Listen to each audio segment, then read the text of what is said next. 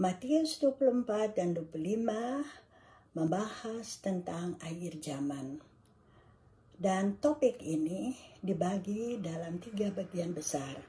Pertama-tama diberi gambaran tentang situasi sebelum kedatangan Tuhan Yesus, di mana terjadi peperangan antar bangsa di mana-mana, terjadi bencana alam, kelaparan, dan muncul banyak nabi-nabi palsu yang menyesatkan, serta pengikut-pengikut Tuhan Yesus mengalami penderitaan yang dahsyat, yang menggoncangkan iman, sehingga ada yang murtad, tetapi ada juga yang bertahan sampai kesudahan.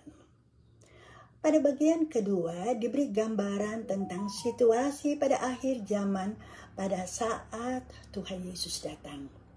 Pada waktu itu terjadilah penghakiman yang terakhir, di mana semua manusia dikumpulkan dan Tuhan Yesus datang di atas awan-awan, didampingi oleh para malaikat, dan semua manusia yang ada di dunia dikumpulkan dan dipisahkan dalam 2 kelompok, yaitu kelompok yang pertama, kelompok domba. Yang termasuk di dalam kelompok domba adalah mereka yang setia menjadi pelaku firman Tuhan, mereka yang adalah orang pilihan Tuhan, yang taat sampai kesudahan.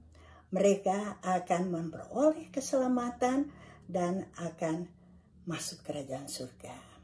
Sedangkan kelompok yang kedua yang disebut kelompok kambing, yaitu mencakup orang-orang yang murtad, yang munafik, yang menolak Tuhan Yesus, dan yang tidak setia pada firman Tuhan. Mereka akan dihancurkan bersama-sama dengan langit dan bumi, dan mereka akan masuk ke neraka. Nah, setelah 2 gambaran tersebut, yaitu mengenai situasi sebelum kedatangan Tuhan Yesus dan saat kedatangan Tuhan Yesus, maka pada bagian yang ketiga, pasal-pasal ini juga memberi gambaran bagaimana manusia harus mempersiapkan diri menjelang kedatangan Tuhan Yesus. Memang, kapan Tuhan Yesus datang atau kapan akhir zaman itu terjadi, tidak ada seorang pun yang tahu. Hanya Bapa di surga yang mengetahui hal itu. Namun, melihat tanda-tanda sebelum kedatangan Tuhan Yesus yang sudah terjadi sekeliling kita, maka kedatangan Tuhan Yesus itu sudah di ambang pintu.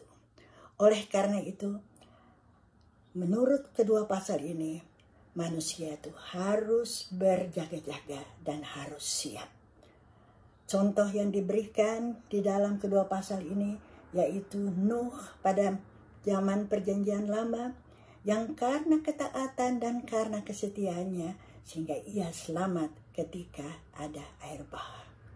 Contoh yang kedua yaitu tentang hamba yang setia, yang melakukan tugasnya dengan tekun dan taat, dan juga hamba yang memperoleh 5 talenta, yang mengembangkan talenta itu sehingga ketika tuannya datang, mereka memperoleh tanggung jawab yang lebih besar dan hidup dalam berkelimpahan.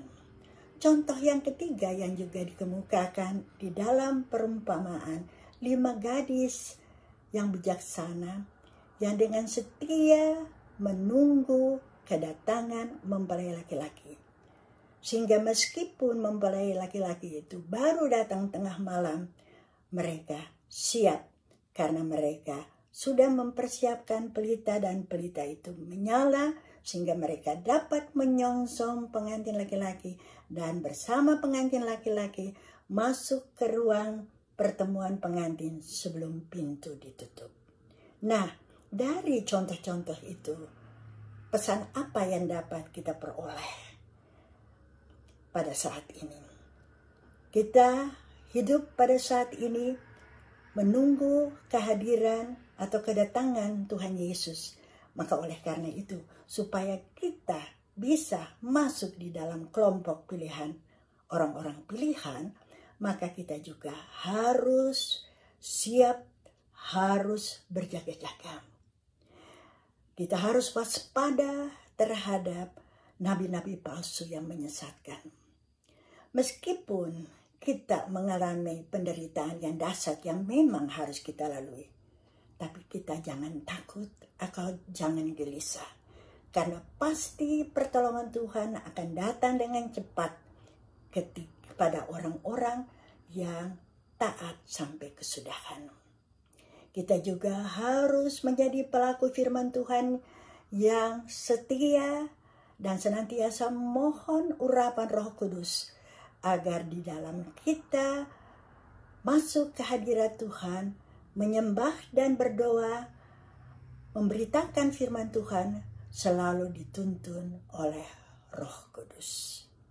Dengan persiapan atau dengan berjaga-jaga seperti itulah, maka ketika Tuhan Yesus datang, kita termasuk atau akan dipilih dan termasuk kelompok domba, kelompok orang-orang pilihan yang setia sebagai pelaku firman Tuhan. Kiranya Tuhan memberikan kemampuan kepada kita agar dalam menunggu kedatangan Tuhan Yesus, kita senantiasa berjaga-jaga, kita senantiasa setia dan taat, dan memohon campur tangan Tuhan dengan urapan Roh-Mu yang kudus, agar kita senantiasa dapat menjadi pelaku firman Tuhan yang setia. Kiranya Tuhan memberkati kita, dan Tuhan memampukan kita untuk melakukan tugas dan tanggung jawab ini. Tuhan memberkati.